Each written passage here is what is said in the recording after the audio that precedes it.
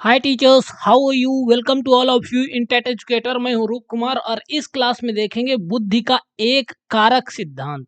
इसको अंग्रेजी में देखते हैं वन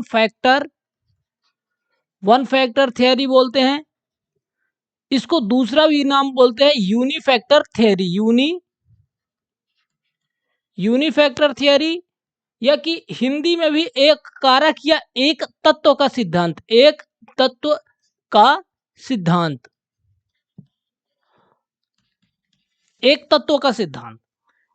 यानी इंटेलिजेंस, जो ह्यूमन इंटेलिजेंस है, मानव की बुद्धि है, उसमें बहुत सारे सिद्धांत दिए गए हैं जिसमें ये एक इम्पोर्टेंट सिद्धांत है, अल्बर्ट बिने ने दिया है, जो कि एक फ्रांस के मनोवैज्ञानिक थे।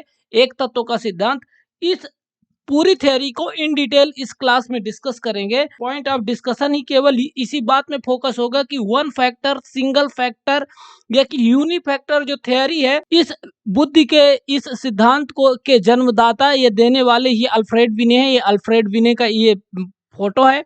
ये फ्रांस के मनोवैज्ञानिक के, जहां से रफाल आया है ना, वो उसी कंट्री के एक मनोवैज्ञानिक थे। क्योंकि ये स्टार्टिंग का बहुत अर्ली स्टेज का दिया हुआ बुद्धि का सिद्धांत है, तो इसमें बहुत सारी खामियां होने के बावजूद अपने बहुत सारे टीचर एलिजिबिलिटी, जो टेट एजुकेटर जो टीईटी के कॉन्सेप्ट को सॉल्व करता है ना, तो बहुत सारे टेट एग्जाम में इसको जरूर पूछा जाता है।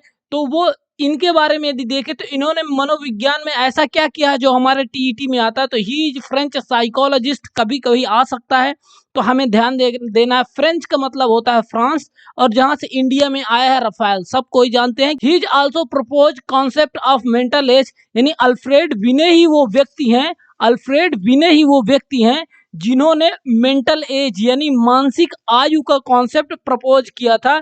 और यही अल्फ्रेड बिने और साइमन, दो व्यक्ति मिलके इन्होंने ही सबसे पहला बुद्धि को टेस्ट करने का, जो एक आईक्यू टेस्ट की जो क्वेश्चन आयर होता है, जिसके द्वारा प्रश्नावली होती है जिससे आईक्यू का टेस्ट आईक्यू पता किया जाता है, तो इन्होंने वो सब कॉन्सेप्ट दिया, टर्मन एंड।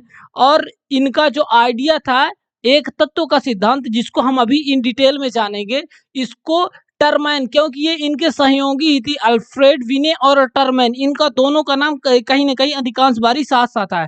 टर्मैन एक्चुअली है क्या कि अल्फ्रेड विने ने जो आईक्यू यानी इंटेलिजेंस कोशिएंट, बुद्धि लब्धि को जो चेक करने का फार्मूला बनाया था, उसको इन्होंने अपडेट किया था। मिस्टर टर्मैन ने, इन्होंने कई बार इनके साथ काम किया, इनकी धारणा को सपोर्ट किया। तो ये अल्फ्रेड विने से संबंधित इंटरेस्टिंग चीजें ये थी। अब देखते हैं एक तत्व का सिद्धांत, यूनिफैक्टर या वन फैक्टर थ्योरी इंटेलिजेंस की कहती क्या है। तो देखिए, यूनिफैक्टर थ्योरी, आप तो ये जान लीजिए कि एक मतलब अर्ली स्टेज में इंटेलिजेंस में किया गया काम है। जो कि होता क्या है, एजुकेशन डिपार्टमेंट फ्रांस का उन दिनों एक एक प्रोजेक्ट देता है अल्फ्रेड विने और साइमन, क्योंकि ये शिक्षा मनोविज्ञान की के क्षेत्र में बेहतर काम कर रहे थे उस समय, उस जमाने में। तो बहुत ज्यादा एक्सपेरिमेंट कर रहे थे। तो डिपार्टमेंट ऑफ एजुकेशन ने इनको एक प्रोजेक्ट देता है कि ऐसे बच्चे जो कि मेंटली रिटार्डेड हैं, यानी मानसिक रूप से बाधित हैं, यानी पढ़ लिख सकने में अयोग्य हैं, और ऐसे व्यक्ति, ऐसे बच्चे, ऐसे चाइल्ड जो मेंटली बिल्कुल नॉर्मल हैं, वो उनमें पढ़ लिखने सकने की योग्यताएं हैं, पर वो थोड़े सा आलसी यानी लेजी टाइप के बच्चे हैं, वो पढ़ना नहीं चाहते। यदि वो प्रयास करें तो वो पढ़ सकते हैं। इसमें बेसिकली डिफरेंस पता करें। यहाँ से इस जो वन फैक्टर थ्योरी की शुरुआत होती है। दूसरी स्टेज आती है, तो होता क्या है, जब अल्फ्रेड विने और साइमन दोनों लोग मिलके ये पता करते हैं कि वो बच्चे जो मानसिक रूप से बिल्कुल अक्षम है, या कि कोई मानसिक क्रियाएं नहीं कर सकते, या कि स्कूल में पढ़ने योग्य नहीं है, और वो बच्चे जो आलसी हैं, स्वभावतः आलसी हैं, पर वो पढ़ लिख सकते हैं, उनमें यदि थोड़ा सा प्रयास किया जाए तो पढ़ने में योग्य बन जाएंगे।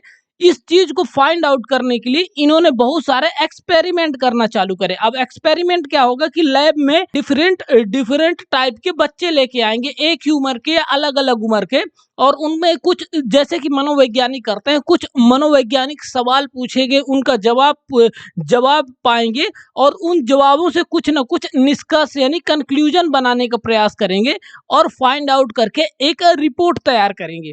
तो ये इनका कार्य था। तो इन्होंने क्या देखा कि बहुत सारे बच्चे जो मेंटली, इन्होंने क्या पाया, देखे जी फैक्टर या कि यूनिफैक्टर थ्योरी कहाँ से आई। तो इन्होंने ये देखा कि बहुत सारे मेंटल ग्रुप के जो चाइल्ड है ना, मान लीजिए कि 10 वर्ष के 10 लड़के ले लिए गए, 10 वर्ष के 10 बच्चे ले लिए गए, है ना।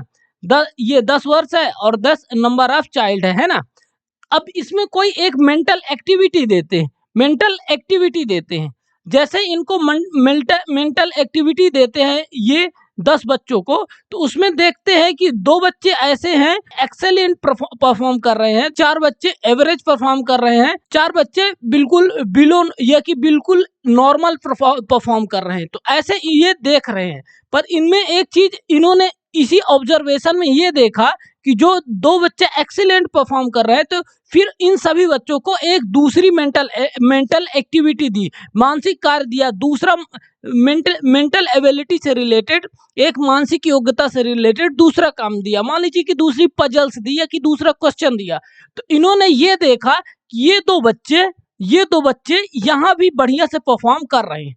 इन्होंने ये देखा कि ये 2 बच्चे यहाँ भी परफॉर्म कर रहे हैं, ये 4 वाले ग्रुप और ये 4 वाले ग्रुप में थोड़ी बहुत अंतर आता है, पर जो एक मानसिक योग्यता में इन्होंने एक्सेलेंट परफॉर्म किया, तो कहीं ना कहीं दूसरी मेंटल एबिलिटी में भी बढ़िया से परफॉर्म कर रहे हैं।